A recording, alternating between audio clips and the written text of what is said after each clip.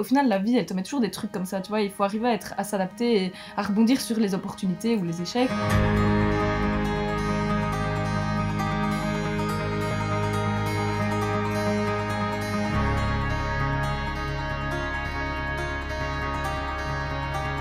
Voilà, quand je vois ma génération, je me dis tiens, il y a certaines choses qui vont être plus acceptées.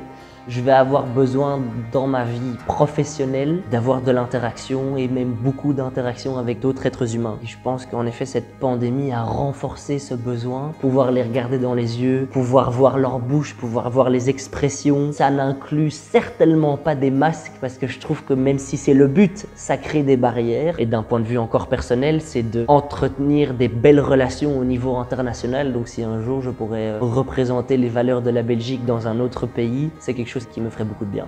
Voilà, entre 18 et 24 ans, c'est, voilà, on le sait tous, c'est un âge où on évolue beaucoup, on apprend à se connaître, on vit plein d'expériences, on a une certaine liberté et à la fois on a aussi des limites. Rien que par mes études aussi de soins infirmiers où on est confronté à beaucoup de choses difficiles, beaucoup d'humains, donc tout ça, ça fait déjà beaucoup mûrir. Oui, c'est un âge où on peut s'impliquer dans les projets qui nous tiennent vraiment à cœur, donc que ce soit le climat, que la discrimination raciale, enfin plein de choses. Et donc c'est gay, moi je vois quand même beaucoup de jeunes qui sont vraiment acteurs et qui sont vraiment pris par plein de chouettes sujets. J'ai l'impression qu'on est fort dans le développement personnel, fort dans l'importance d'être bien avec soi-même, avec les autres et de s'impliquer dans plein de projets. J'ai plutôt une vision positive des jeunes de notre génération et je trouve qu'on est de plus en plus libre. Moi je dis pour le moment c'est le climat qui me tient vraiment à cœur, et puis même sur le féminisme, du coup je suis des cours de sociologie du genre et de la sexualité, donc déjà ça c'est des choses qui m'ont rendu conscient de plein de choses. L'avenir c'est toujours un peu angoissant, mais à la fois je suis quand même plus positive qu'avant sur l'avenir. La profession d'infirmière, oui, ça m'inquiète. Je suis très contente d'avoir fait ce choix-là d'études et à la fois quand je vois la réalité à l'hôpital, ça me donne pas envie d'aller travailler là parce que j'ai besoin de ce côté humain, de ce côté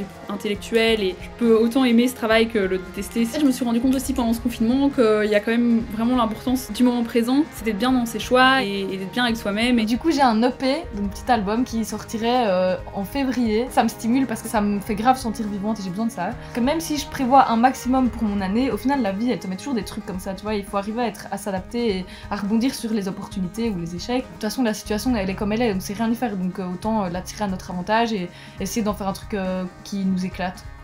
J'ai rencontré beaucoup d'autres étudiants qui avaient des projets assez incroyables. On est de plus en plus engagés politiquement, on commence à vraiment avoir un avis politique. J'ai quelques amis qui sont même représentants de certains partis politiques pour les jeunes.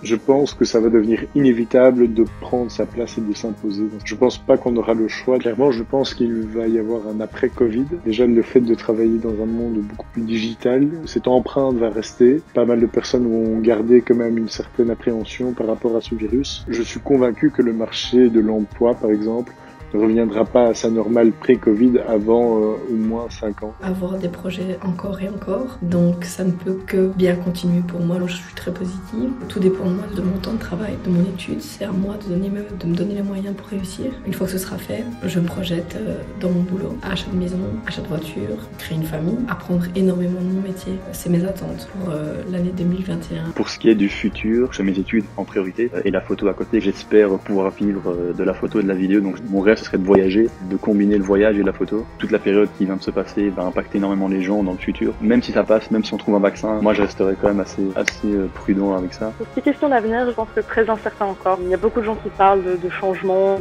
de mode de travail digitalisé, de manière de sortir, de consommer, etc. Mais les qualités sociales et humaines qu'on a à interagir avec les gens, pour moi, vont nécessairement reprendre le dessus. Pour moi, j'espère que dans 5-10 ans, je serai dans une carrière où je peux voyager, où je peux interagir avec des gens. Les jeunes sont porteurs de changement et on s'en rend pas toujours compte d'ailleurs. Je pense qu'on est clairement sous-estimé d'un côté, alors qu'en réalité on a beaucoup plus à dire parce que c'est nous qui allons en fait diriger plus tard et donc c'est nous qui allons recevoir une société laissée par nos dirigeants. On n'a pas envie de rattraper forcément leurs erreurs. Je pense qu'on n'a pas toujours conscience du pouvoir et de l'importance qu'on a. D'ailleurs, les marches pour le climat ont démarré avec des étudiants au début, donc aujourd'hui ça s'est bien sûr répandu à toutes les générations. Il y a des enjeux pervers, je trouve, comme l'argent et les jeux de pouvoir. Et nous, comme on voit pas ça, forcément on comprend pas pourquoi c'est pas aussi simple que ça de sauver la planète. Et pour moi, ça devrait être aussi simple que ça. Retrouver cette âme d'enfant pour sauver le monde, c'est peut-être aussi ce qu'il faut faire. Les adultes qui pensent nous dicter leur loi du profit et de dire c'est utopiste ce que tu nous dis là, ça passe pas avec moi, je n'y crois pas du tout. L'âge ne fait pas la sagesse et le vécu ne fait pas l'expérience. Résumer ça, c'est ils ne savaient pas que c'était impossible,